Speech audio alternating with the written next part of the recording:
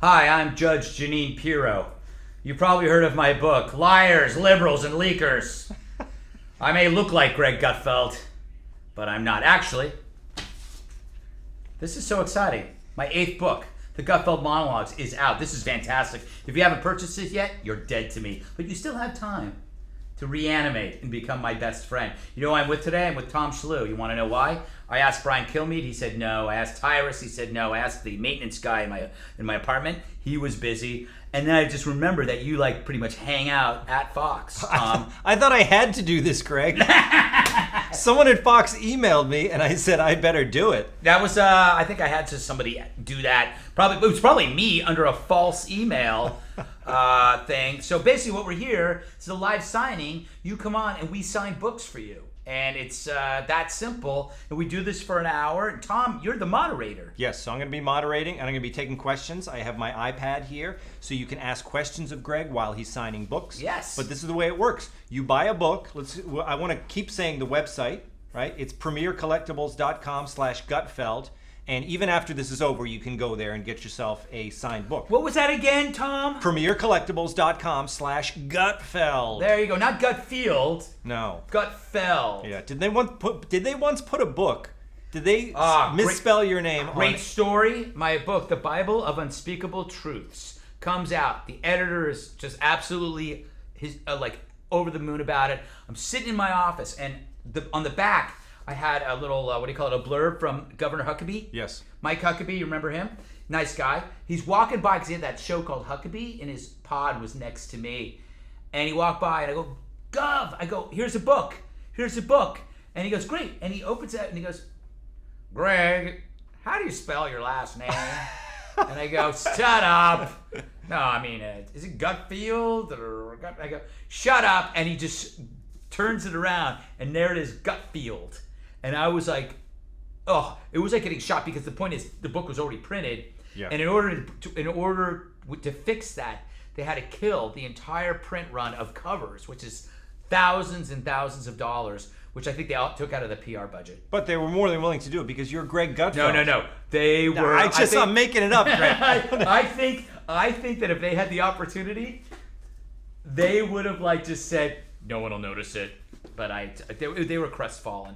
But they got it right, and it is Gutfeld, and this is the Gutfeld Monologues, classic rants from the 5. Mm-hmm. And so get your copy now, and you want can me to talk about the signing book? them. I'll just explain what it is. Yes. All right. We're like the Simon and Garfunkel of infomercials. So My hair. This book, I do these monologues on the 5. If you watch the 5, you know that I also do in the Greg Gutfeld show. People always want to know where can you get them in one place, and I thought it was a good idea because it's very hard to find them online. You can't find them anywhere, but you can find them here. But what's weird is I got really bored reading old material. So what I did, if you notice, is I add tons. Look at this. There's more new material than old material. Hold on. And what I did was I criticized my previous work, or I add or update monologues that need addition or updating. And the monologues cover all sorts of topics: identity politics, law and order, ISIS, Islamic terror, campus. It's like pop-up video for Greg Gutfeld's monologues. Exactly, Tom. You know what? I like you. For now, anyway. But so that's what the book is, and I think it's gonna be a hit, Tom. I think this is going to be a top-selling book. I think it's gonna sell more than your book. I'm sure it will. Hey, although, Greg, you helped move books of mine. Yes, I did. Because when my book came out, I did your show, and I'm sure you're going to be doing. Remember the podcast I did with you? Oh, in fact, the one. The one. Yes. I hope you all subscribe to that. What other questions? What should we talk about at the book? Well, how long did it take? Yeah, but obviously it's going to take a long time to sign these books because look, you only got 4 done so far. I know. Should I shut up and talk? Well, yeah. Should I shut up and I sign? will do the talking, and you can just be signing away and show how fast you. Why don't we take some questions here from the people? Why don't we, Tom? Be a pro. Okay. My So God. James in Georgia ask, has Tyrus ever hit you? LOL. Well, I didn't even need the LOL there. It's not that funny. Yeah. What does that stand for? LOL. Yeah, What is that again? it's- Listen, our Lord. It's a religious. Listen unto Lord. Yes. I think that's what it is. Tyrus is a giant person, Yeah. but he has a gentle soul. I think I might coin it and call him a gentle giant. He is a gentle giant. Until he wants to crush your skull into a million pieces. So he could hurt you, but he never has. He could destroy me. He's the biggest human being I've ever met in my life. He is a lot. You know, the thing is, and he has a big heart, literally. He really does. But you have to see him up close to realize how big he is. Do you ever see him when he does Dana Perino's show? It's like a guy and a Cheeto. There's like a little Cheeto sitting on the desk, and it's Dana. It's very chirp, chirp, chirp. Because like when he's in there, it changes all the echo. So she's like chirp, chirp, chirp, chirp, chirp. Yeah. Thank you, Dana. Chirp, chirp, chirp, chirp, chirp, chirp, chirp, chirp, chirp, chirp. People are. Chirp, chirp, chirp, chirp, chirp. I'm gonna keep doing it. Which page do you have to sign on, Greg? This is Usually something I had to learn. You do it right here. Sometimes I make a mistake, but you do it where the title and the name is. Yeah. But a lot of people do different things. You have a celebrity signature, Greg, like I do. I'm not a celebrity, but I figured I better have a celebrity signature before I got to be super famous. But you can't even tell that says Greg Gutfeld. Look at I do this. Signature. It's a bit of a scribble. I do this in order to prevent fraudsters. Right. Fraudsters. By the way, I signed a bunch of books last night after I'd been drinking, and I was adamant that I was not buzzed. But if you look at my signature, it is so clear. Like it's like the signatures were not mine. Yeah. So if they pay extra, can they get your drunk signature? I think actually, there they are. There they are. Yeah, he's got them there. Do you notice how how weird some of them are? Gosh. They're tipped to the side. Yeah, they're like totally slanted. Do you notice that? After. Yeah, it's true. You can tell that they're like my manager's showing how bad they are. Now keep signing, Greg. Yes. This comes from Sean. Hi, Sean. In Batavia, New York. Is it Batavia? I don't know what that is. Well, he says opens by saying, it's Batavia, New York. I like you, and I have you and I have similar childhoods. Really? And you both have an intimate knowledge of 80s pop culture, especially television. What was your favorite TV show growing up, Greg? From the 80s or in general? Growing up. Okay, growing up, I would have to say the one that was most meaningful to my life would be the Brady Bunch, because every episode had a moral center to it. Do you remember the whole thing about Jesse James? That's a whole indictment on revolutionary culture. Yep. There's remember when Greg Brady joined the Girl Scouts and Marsha Brady joined the Boy Scouts?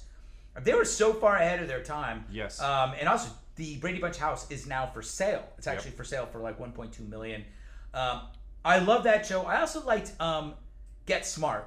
Get Smart. I like great show. show. I like anything with robots and secret agents. Mission Impossible, hiding stuff in a person's shoe. Like remember the heel? It. Like when you're a boy, you're into hiding things. Yeah. Like you like secret staircases, secret bookcases. You like a guy who hides a file in his shoe. Get Smart he had the shoe phone. And I remember Cone of Silence. the Cone of Silence for Christmas. My dad asked me what I wanted for Christmas, and I was at this really crappy store, and all I wanted was a pen that had a radio in it. It was like $1.49, but I didn't want anything else. I just wanted the pen that had a secret radio in it. Radio pen. And I could put it had like a little thing you could put it in there, and you could walk around with your pen. My dad was like, I'm gonna get away so easy on this. But Wild Wild West, which was a twisted show. You liked gadgets, Greg. Yes, everything, gadgets. Every show. Yes, gadgets. But the Wild Wild West was hilarious because it combined the Old West with technology, and so that fried your brain. Yeah. Then there was Mission Impossible. What was the best part about Mission Impossible? The opening. Like if you did not get suckered into the opening of Mission Impossible, this tape will self-destruct in 10 seconds. And they would pull out the headshots. Yes, they would decide who was going to be on the. And also they had disguises. Like anything that has disguises. Amazing.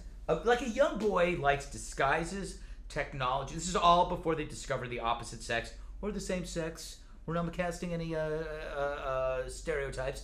But before you reach puberty, everything is not about competing for status. Yeah. So you like secret agents, you like gadgets, you like monsters, and Mad Magazine, wacky packages, National Lampoon. But then all of a sudden, like girls come into the picture, and all that stuff just gets cobwebs. Yeah. It's sad, isn't it? It is. You lose your innocence, Tom. My friend and I used to rush down to get the latest Mad Magazine.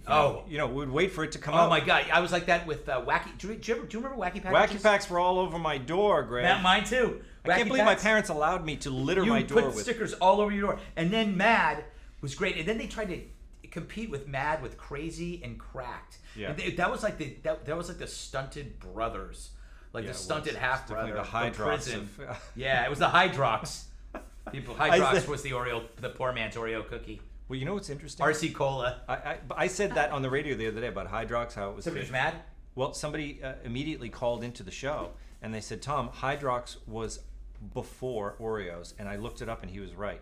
Hydrox was actually... wait, how did Oreos leapfrog over Hydrox? That's insane. That would be like Coke jumping over RC. Yes. RC, the stickiest cola. You spill that, you're dirty the whole day. Oh, that's interesting. Filthy. I wonder why that was.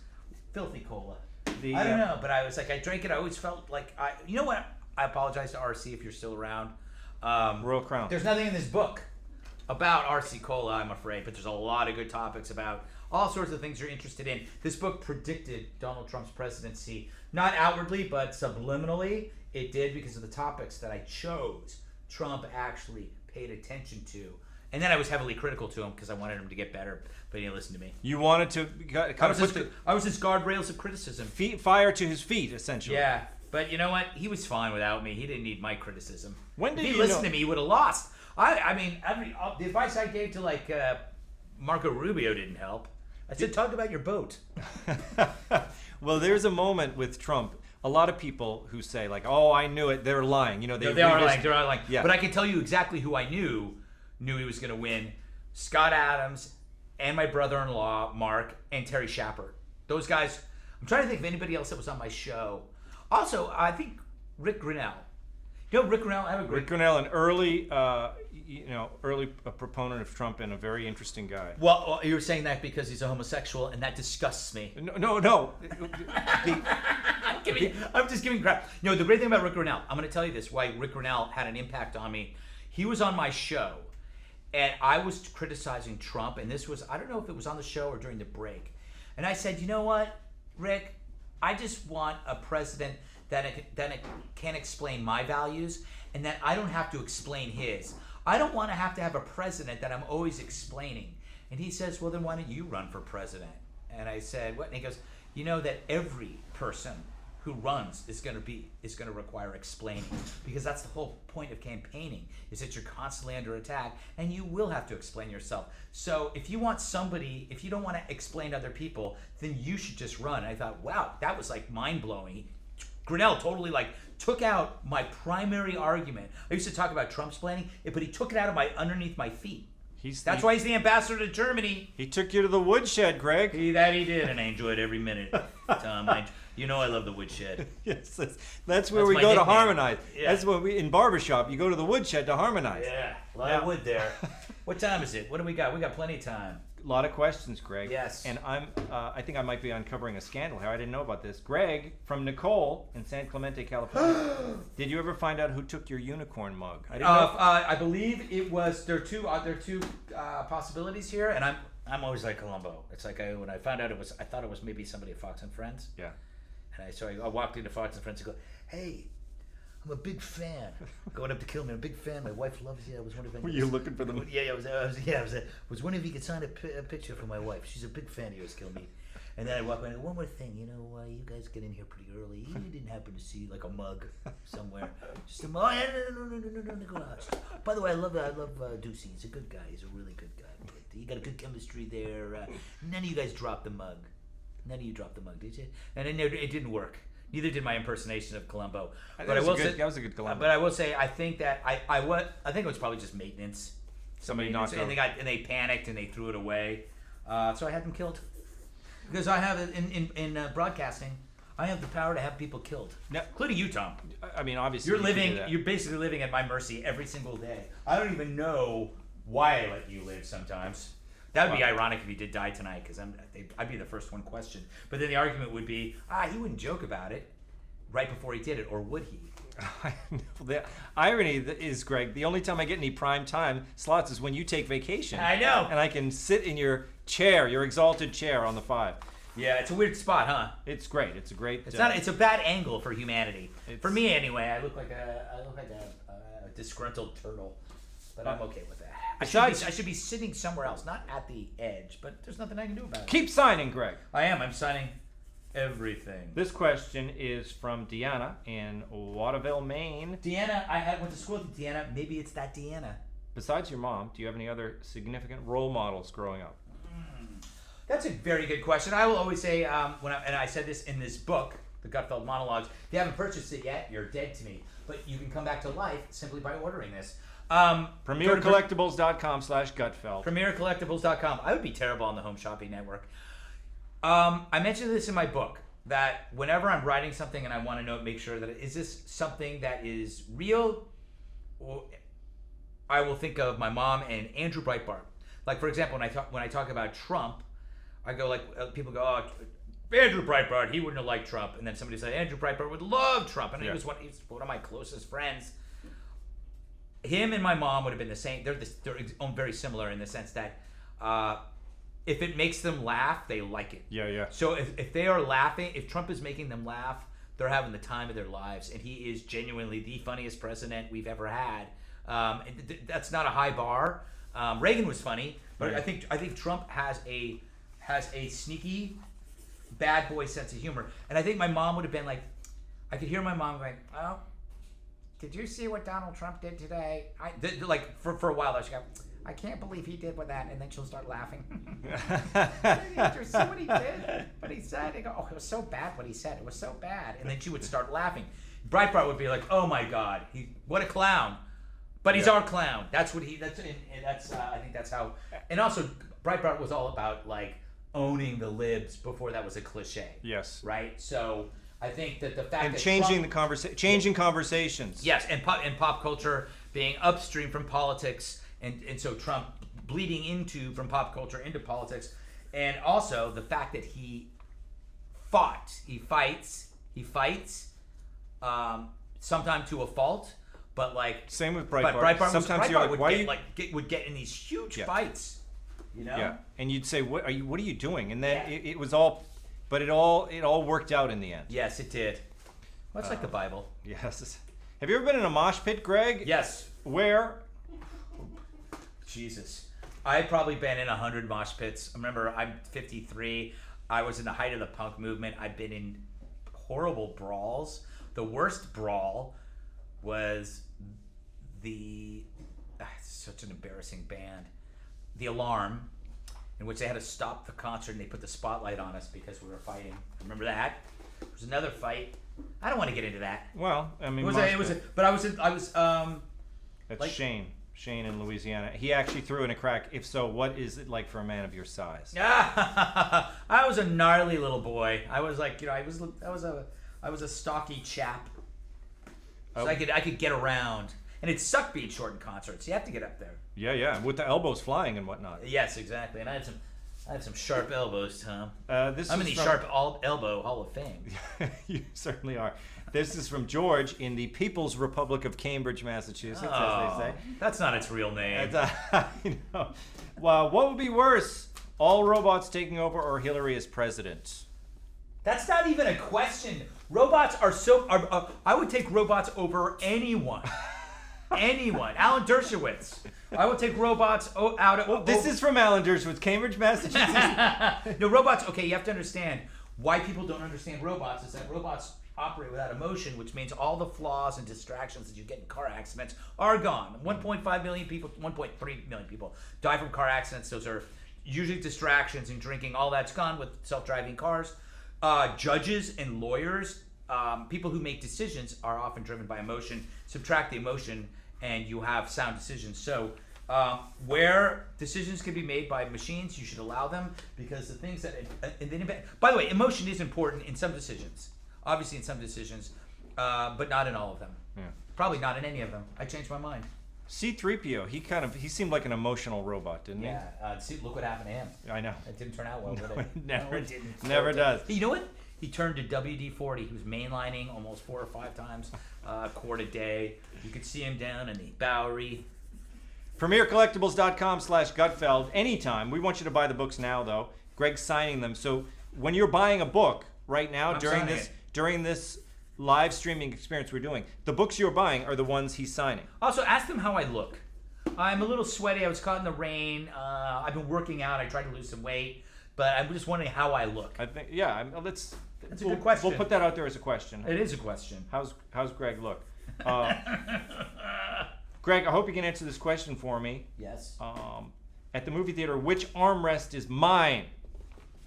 Best of luck with your book. That's easy. The armrest is always to your left. Left. Yes, unless you are sitting on the right. Yeah, exactly.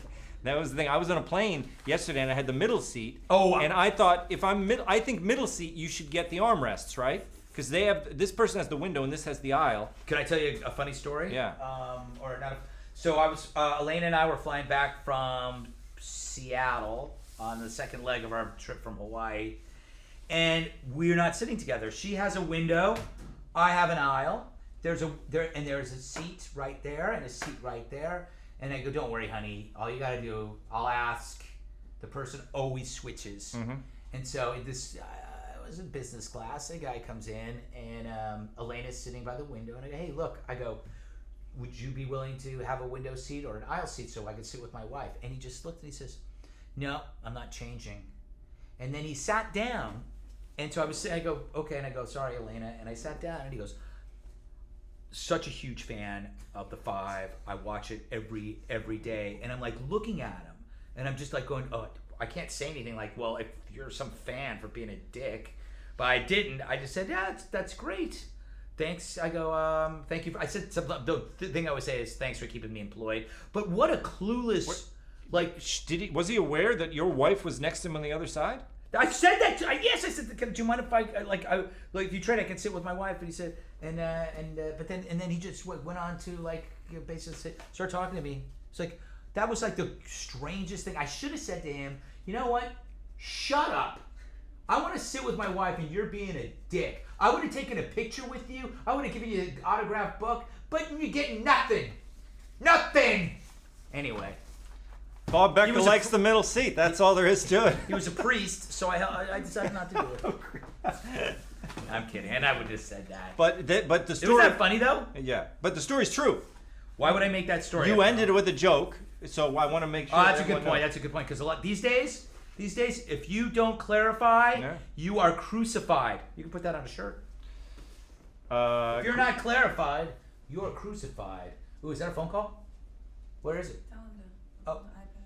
What? Oh, on the iPad. We have a caller. From Brad. Brad is calling from King of Prussia, Pennsylvania. And look at this. Oh, I love royalty. It's a phone, and can they hear it if it's on? Go ahead, Brad. Yep, I can hear you. Yeah. What do you want? Hi. Hey, Brad. You're on with Greg Gutfeld. I'm in college, and I'm a big fan of you. Oh, fantastic. I'm just wondering if you have any advice for young conservatives, especially those in liberal colleges. Well, I went through the same thing. The best thing you can do is use the environment to make your arguments stronger. So always read, the books that you read. If you're in college, read every book by Thomas Sowell. That's the most important thing you can do. Start with the thinner ones and go and move your way out. His latest one, Disparities and Discrimination, fantastic. But then. And just Greg, I'm just looking at the notes from Simon & Schuster. Don't recommend other books. Anyway, but always engage in conversations. And you know why? 2 reasons. You'll learn from other people, and also you'll learn how to persuade them. So when you make friends with liberals, and you're in a conversation, don't try to own them. Don't try to own them. Try to persuade them. Mm-hmm. That's good. Thank you, Tom. Yeah, that's good advice. That's great advice. Thank you. All right, buddy. Talk to you later. Have a great day in King of Prussia. They have a great mall in King of Prussia. Are you aware of that? They do. Do you want to hear a funny King of Prussia? I do. I'm right there. Yeah, I was your shopping mall Santa in 1990. You're kidding me. 8 or 19? No, I'm sorry, 2000. 1999. Because when I was working at Men's Health, I did a story on how to be a shopping mall Santa, and they have Santa school at King of Prussia. So I went there and was their Santa, which was like the worst thing ever. And I got in trouble because in a break, I went and had a drink at there's a lot of restaurants in there. And it's like those Santas tell totally disgusting jokes, tasteless jokes. They're horrible. But if you drink, they will flip out because that's the worst reputation. If they can smell liquor on your breath, they will toss you. And I said, I just had 2 glasses of wine, and they looked at me like I said I had like rabies. Wow. So you weren't knocking them back with the Santa suit on? No, I went alone. I went alone, and I just sat at the bar and pounded about like maybe 3 glasses of wine and had a flatbread pizza. But this now is the it's late coming 90s. into focus, Greg. This is like in the 90s when flatbread was just coming in.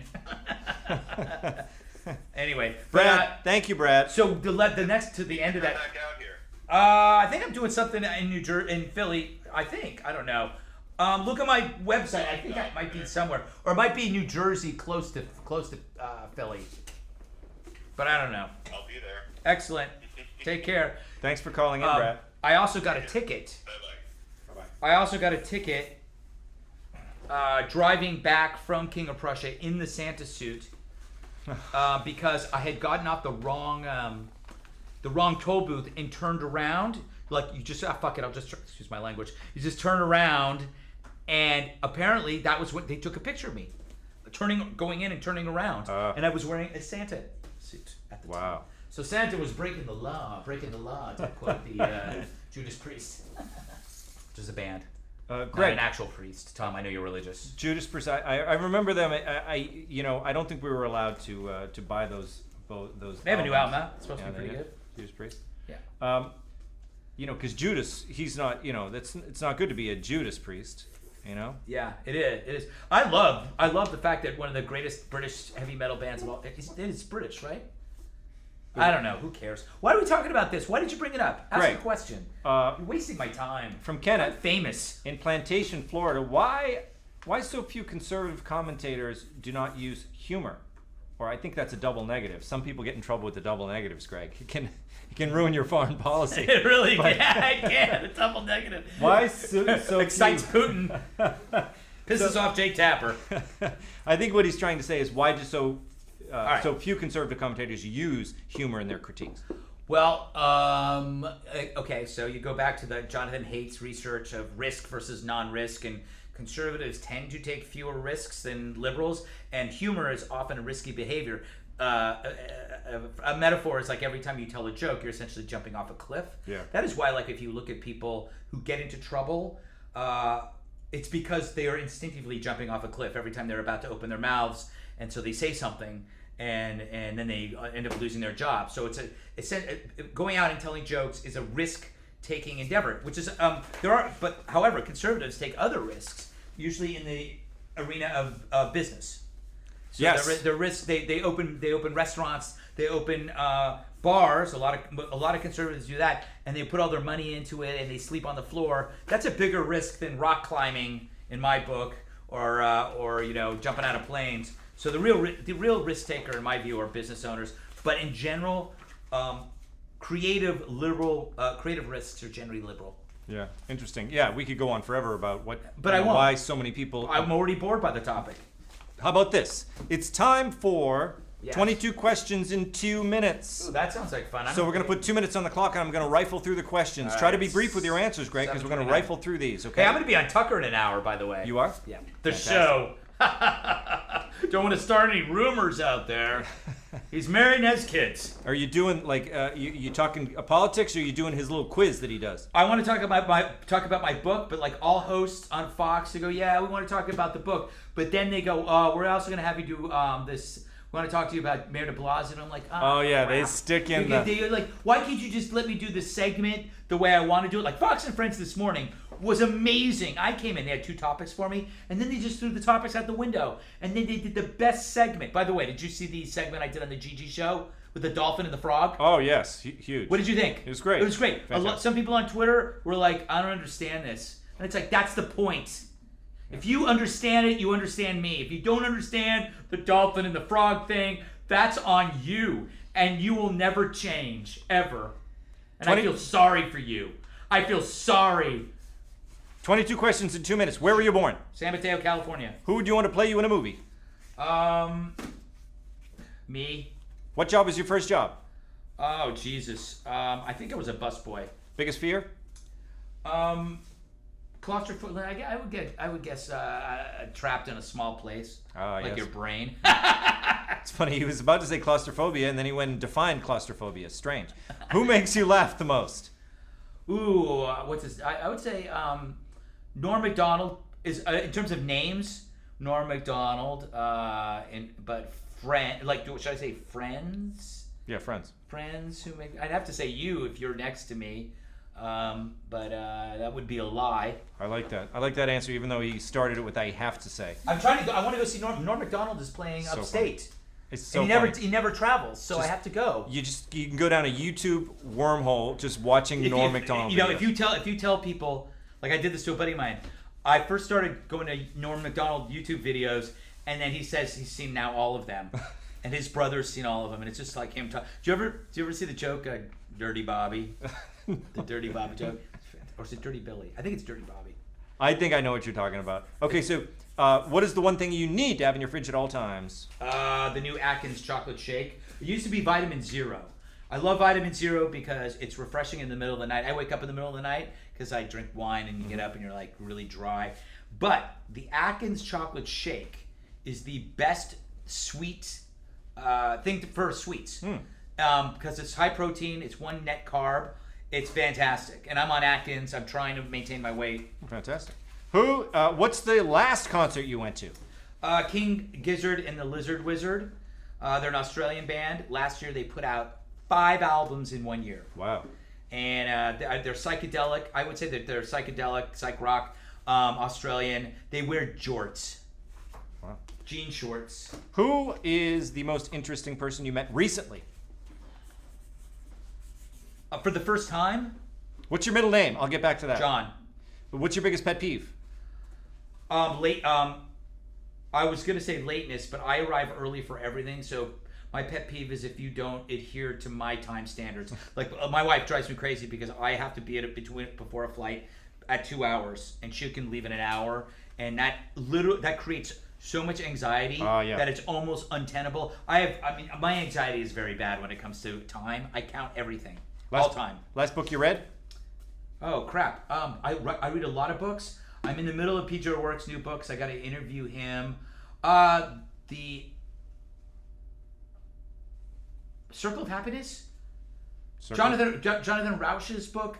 The Arc of the Happiness Arc? The Happiness Arc. Does that sound familiar? Sounds great. Then before that, I got Robert Wright's book, The Buddha on Buddhism. And then before that, I have a lot. I bounce through books. Guilty pleasure. Murder. Favorite hobby? Assault. No. My favorite hobby is music. I like listening to music. I like drinking wine and listening to music. I also like writing. Hidden talents, ones that no one's ever heard of. I'm pretty good at guessing things. Like I can guess weights and ages. Oh wow. Yeah, it's a weird thing. I can tell you what time it is without looking at a clock. Is that freaky? I think I have an innate relationship with nature. Wow. Yes. So what color is your toothbrush? Blue. What's your secret snack? Atkins, right? Yeah, I would say Atkins. It's not secret anymore, is it? How do you take your coffee? Black, like your soul. What's the last movie you saw in theaters? Ooh, I saw it with you, Eric. What was that movie with Joaquin Phoenix? They were here, they're never here. You were never here. Oh. You were never here. I see a bunch of movies on demand, and but that said theaters. Yeah, so that would be You Were Never Here. What's the last gift you gave? I usually give booze. I gave a bottle of Jack Daniels to Jack Wright, who retired. He was my sound guy at Redeye and the Five. Jack? Yeah, Jack. The famous Jack. Yeah. He retired, so I gave him a bottle of Jack. Bottle of Jack, fantastic. And this makes you a great gift as well, the Gutfeld Monologues. More than just a gift. It's like 4 gifts. Buy 4 of them. Yeah. 1 gift is not enough. Hey, you mentioned the Brady Bunch when they asked about the favorite show. Yes. This has kind of a Brady Bunch. That was one of the idea. ideas. That was the idea, kinda, I think. And also, the cover's great. This is the first time I've ever had a cover that's shine and matte. Have you noticed this? Oh yeah. It's shine and matte. Shine and matte. And then back here, look at my little heads. I got a little unicorn. Unicorns are very important to me. Did you get the unicorn mug back? Did you get I got a new one. New one, okay. I ordered another one. Cause. What cause is dear to your heart? What cause? Ooh, I don't know. Me. Number one on your bucket list, Greg. I think bucket list. Bucket lists suck at lists. I hate bucket lists. I knew, Greg. Why did I know that you would hate the term bucket list? I'll tell you why. I worked in magazines for 15, 20 years, and that's an artificial creation for travel freelance journalists to go places. It's like, I have this idea for a bucket list. Go to the spa, go rock climbing. It was all done by freelance writers to get work, and it's so easy. It was like an ARP. They must have done bucket list articles on that forever, and Men's Health and Men's Journal and Outside, and it was just like, bucket lists are stupid, and I'll tell you why. It's better not to do things than to do things. Because people say, on your deathbed, you're going to regret not, sleeping with X or doing anything. No. You will not lie on your deathbed and regret things you didn't do. You will regret things you did. Trust me on that one. I've talked to a lot of deathbeds. You're so right. That's what people think about. Yeah. But there's this idea. It is very. It's like a thing in a script. Like, I only wish that I did this. People don't think that way. Did you ever see that movie? Forget it. Where do you want to go that you've never been? Oh, interesting question. After trashing lists. Well, I've been just about everywhere. I guess Montana. I've never been to Montana. Oh, that looks. I would like to go to. I've never been to Alaska. I'm interested in Alaska. Yeah. In terms of, I've been around the world a lot, so I'm not interested in the world. I find the world to be a second-rate America. Mm-hmm. I'm joking. No, you don't need to go to the world when you have Epcot Center. It's a cheaper flight to Florida. Epcot Center has all the cultures in one place, and there's it's just a cheaper flight than you agree? I agree. I've been around the world. Idaho. I don't speak the language. My booty don't need explaining. I don't even know what that means. I think they know what it means. I don't know. You frighten me. Who besides Trump is your fave president? Well, what's interesting? With the great Abe Lincoln. What's interesting? I don't consider myself a political person. I don't even consider myself that knowledgeable on politics at all. I just have I can read fast and figure things out. I did a book report. No, I did a president report in 5th grade, and that will always be my favorite president, which was Ulysses S. Grant. And why was he my favorite? He was the president during the Wild Wild West. Oh, yes. So I watched the Wild Wild West, and James West was always talking about Ulysses S. Grant. And I was just like enthralled. I didn't know he was a big drunk, and he was just a mean old man, right? Yeah. He was a mean old man. He burned like a lot of stuff, didn't he? Or was that Sherman? Sherman did a lot of the burning, he drank a lot. I think Lincoln was famously, he said, they said he drinks a lot, and he said, let's find out what he's drinking and send it to all my other generals. Remember that? Yes. That's the classic Lincoln story. Yes. Why the unicorn? How did it start, Greg? Well, I don't want to give away the secret, but I don't care. I thought it would be interesting if a middle-aged man had an obsession over something that adolescents do. So at Redeye, I used to draw unicorns, and it was just like such a weird. It was like, what if somebody did something weird, and if anybody, and it just immediately caught on, and then everybody just started sending me pillows that they knitted with unicorns on it, unicorn dolls, unicorn hats. I have 2 unicorn jumpsuits, unicorn pajamas with footsies. I have so much unicorn stuff. I have an inflatable unicorn. And is dolphins part of it too, or no? Nah, dolphins are.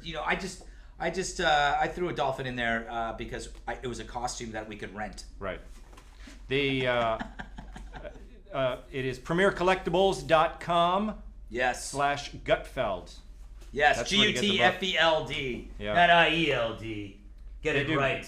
They do great work, the Premier Collectibles, don't they? They do. I have I get all my collectibles there. I have a huge supply of George Hamilton Hummels. Why do I only find that funny? Nobody else does. Who's one person? This from Steve in Puyallup, Washington. Who's the one person you wish would come on your show? I'm assuming that someone you haven't had on. Yes. I would like to have Clint Eastwood. because I idolized him growing up. Oh yeah. And I know he watches the show. Yeah. We have mutual friends in Hollywood. So, but I think he's getting up there. But I'd love to have him on. I've talked to Vince Vaughn, but a lot of those guys, they don't want to get. They don't need. Oh, the guy that I've asked a number of times, and we've had a lot of fun times together, but he will not do it, is Kurt Russell. I always try to get him, but he's like, it's what he goes. They always, why would I do your show? What? How would that help me? Yeah, they only think of the downside, not the only thing. But they're right. Yeah, I mean, it's like everybody I know will hate me. Everybody I know will hate me. It's a strange time, isn't it, Greg? It's a strange, wonderful time. Yeah. You're so right about everything. Would you ever consider a run for president, Greg? That's from Eileen in Cary, North Carolina. Probably not. Only if it were just for fun. But that's what I think Trump did. I think Trump did it for fun. Or maybe he didn't. But I don't know. Maybe for fun. But I don't want to waste people's time. But what did you do? Where were you before you were on the 5? What? They should know that answer. Yeah, that's it. Donnie in Great Neck. Great Neck, not a great question. Yeah, I mean, it's... That's the dumbest joke ever. I was at a thing called Redeye. Redeye. My God. Redeye, and then he got the 5, and then he had 2 shows. The only reason I got Redeye, Greg, is that you couldn't. There's something at Fox News, they won't let you have 3 shows. Yes. And you did. They would have. Did a great job with Redeye. I did a great job with Redeye.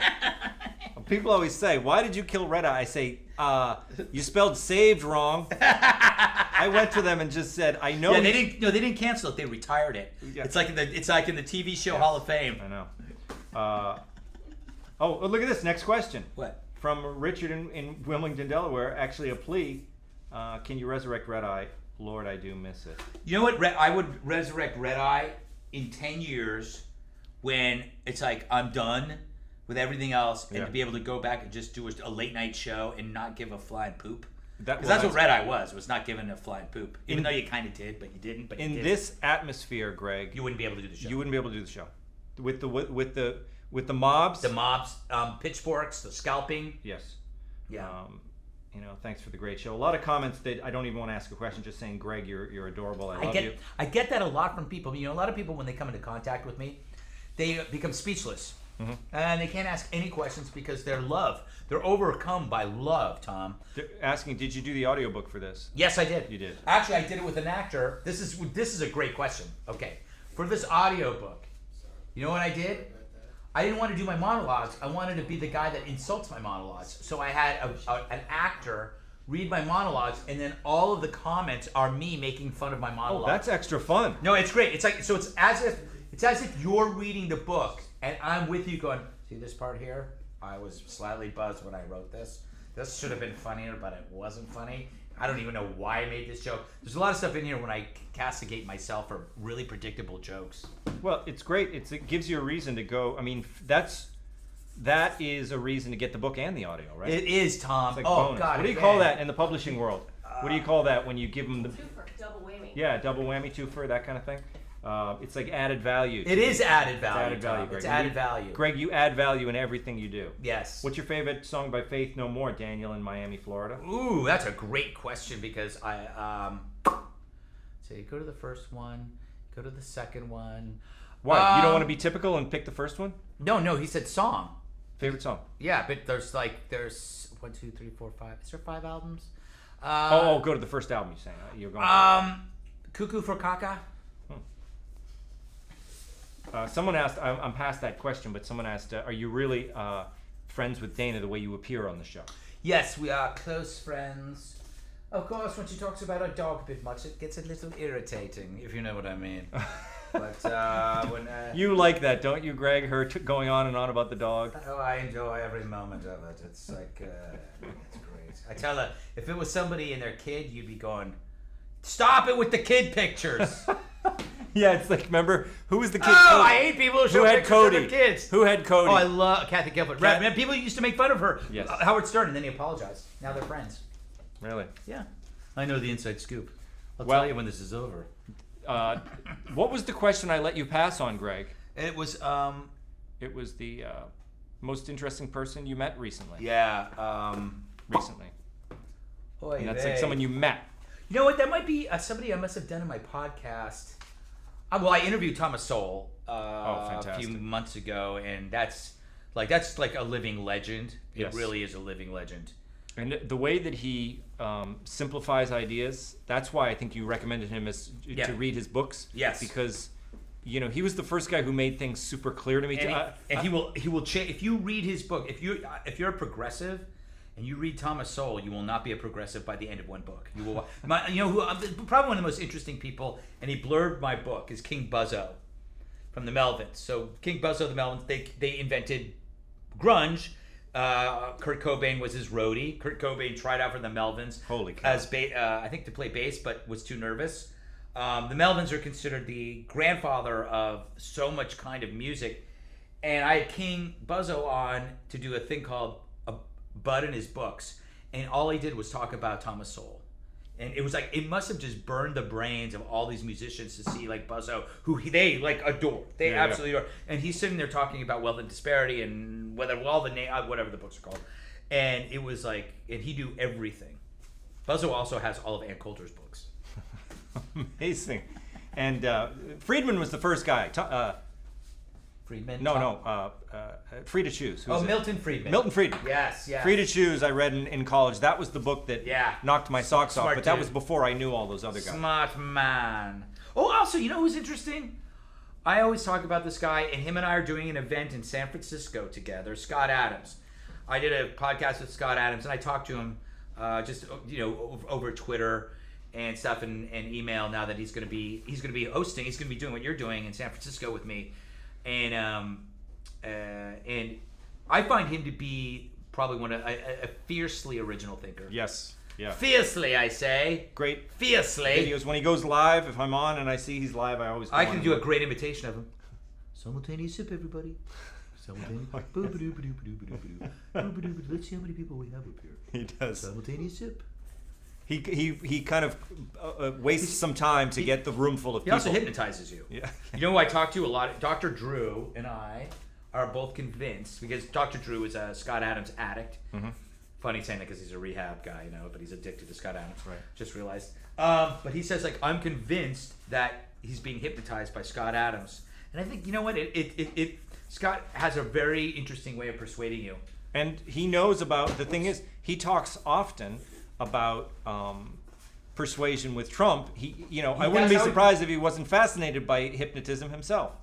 Oh, Scott Adams? Yes. He's a trained hypnotist. He is? Okay, Yes, he's a trained hypnotist. Yeah, makes sense. I tried hypnosis to quit smoking 20 years ago. I think it was 20 years ago when I was working at Men's Health. It didn't work. Didn't work? No. So, Greg, this is from Cynthia in Paris, Michigan. How and when did you meet your wife? Women love this question because women love to talk about how you met your wife. I don't want to generalize, but they do love that question. First day on the job, I was at Maxim, UK, and we had a sales conference in Portugal on my first day on the job, and I was to do a speech to all the Maxim editions around the world because I was taking over their flagship, which was the UK thing.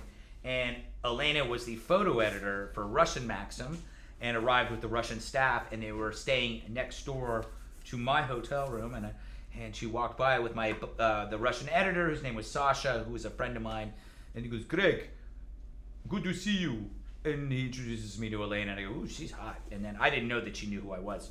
So I spent like 3 days hitting on her, like clumsily hitting on her. Yes. And then finally, like the last day, I'm like, all right, because we were all going to go out, like all the guys were going to go out and get loaded off anything we could find.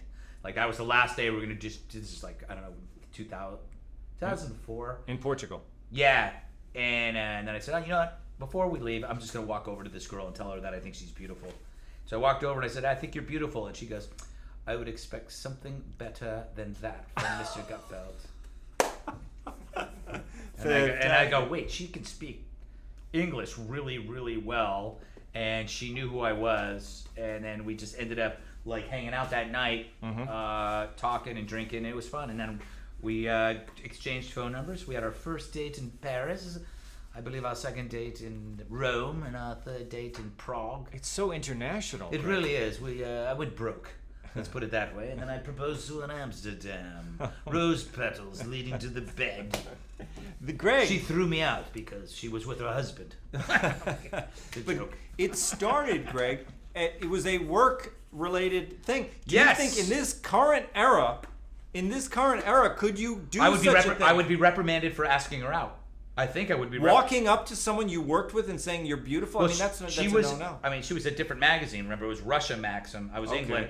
But you're right that if somebody would have said like we just saw the British editor, who's American, hit on a young woman from Russia. You're absolutely right. That would have been trouble. And the fact is, the majority of successful relationships come from work. You know, I mean, how long have you been dating Kilmeade? I mean, that thing has been beautiful. My point is, like, you can't not admit that shared interests are often found at work. You're in the same employment. You know, you're interested in the same work, and it's like to deny that. And what happens is, the irony of that is you push people into bars. How safe are bars to meet people? That's where you meet really crazy people. So now people are turning on. That's why you see Match.com and you see OkCupid, because nobody can accuse you of harassment, you know, or like, you know. It's so funny though, if you went on OkCupid and you found somebody there that you liked and it happens to be somebody who was working in your office, then what do you do? Yeah. You quit your job. That's how romantic you are. Right? Yeah. I love you so much. I'm quitting my job. It is. It'd be a great gesture to have. It would be, especially if she's not the least bit interested in you. Well, that's very nice, Greg, but I don't know who you are, and you're beginning to freak me out, and you have an odor problem. It's the Gutfeld Monologues. Yes. PremierCollectibles.com/Gutfeld, and you can go there even after this is over if you want to get. Oh yes, in fact, I urge you to keep going there over and over again. I'm hypnotizing you right now. And for the people who've tuned in late, I want to answer the question because you kind of covered it at the very top. But if the question in their mind would be, Greg, I watch you religiously on the 5. What do I need? You know, I've probably seen this before. That's an excellent question, my skinny pale man. Yes. It's not just my monologues. I have commentary in here on every page. I have commentary that explains like what I was thinking when I was doing the monologue, the mistakes I made, the things that came true, how it's related to today. So that's kind of what it is. It's almost another book within the book. It's a book within a book, Tom. And it's like one of those nesting dolls. Yeah. There's more books here that need to be signed, Greg. But one of these books is mine. Well, what I want to ask about. You're very busy throughout the day, Greg. Busy enough for you, though. But when do you write these monologues? Morning. I get up, make a pot of coffee or a Keurig now. So before you the youth like the Keurigs. Yeah. And so I get up and I sit down and then I wait for the producer to say, hey, here are some options. And then I go and I don't read what other people have written because I don't want any other opinions, because that changes your opinion. That can affect your opinion. It's like a comedian. You don't really want to go in and listen to other comedians. I don't want to watch any comedy specials. Yeah, because what happens if you have a similar joke and then you absorb that, you go, oh, shoot, what do I do? So I just start writing, and generally sometimes I might not even have an idea. All you need is the first paragraph of the news, like that describes the story. Yeah. And then I rewrite that, and then all of a sudden I'll generally trigger something in my head, and that'll happen. But what time is this? Late morning? I would say between 9:30 and 10:30. You get going early. Then I go to the gym at 11 a.m. and I sit with my clipboard and I do like the 5 segments of the 5, A, B, C, D, E, and then I write out questions and thoughts. While you're on some type of machine? I'm on a stair climber. That's right. I'm on there and I'm just like this. That's why clipboards are great. Clipboards are great for 2 reasons. One, if you need you use your hand, you can put your other stuff on here and open the door. And also, when you're out on the street, anywhere, people think you're actually working, so they leave you alone. So like I could walk into any place and just be like this.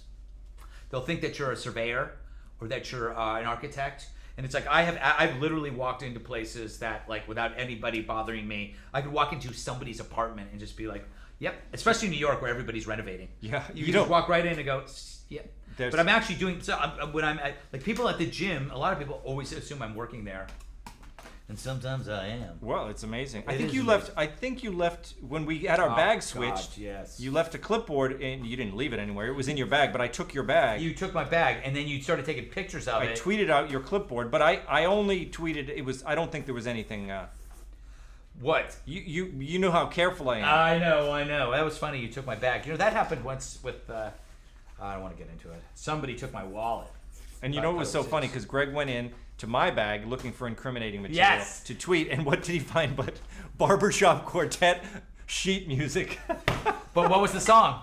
Oh, what was it? Baby Got Back. Oh, it was the acapella. That's right. It was the butt. I like big butts. I like big butts, and I will not lie. Yeah, as barbershop. That was as barbershop. So you are a strange man, a very strange man.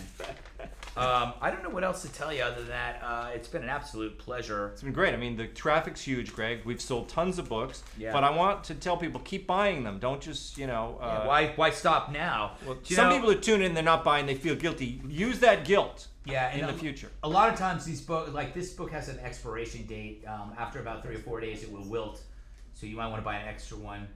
And if you haven't had enough of me between 8:30 and 9, I am going to be on Tucker again to talk about this book. He starts in a few minutes, his show. I know. That's why I have to run over there. You're going to get over to Fox I got to News. get makeup. I got to change my shirt. And then tomorrow I'm doing, I'm going to be on Special Report. Isn't that fun? I got serious show. Yeah, special. So when Tucker's out of D.C., right? So you're going to be in the New York yeah, he's here right now. Oh, he is? Yeah, so he's you'll in see town. him live. But when you do a show, when you're doing remote, you have the earpiece in. Can you see Tucker, or do you just you can? Yes, I can see him. Okay.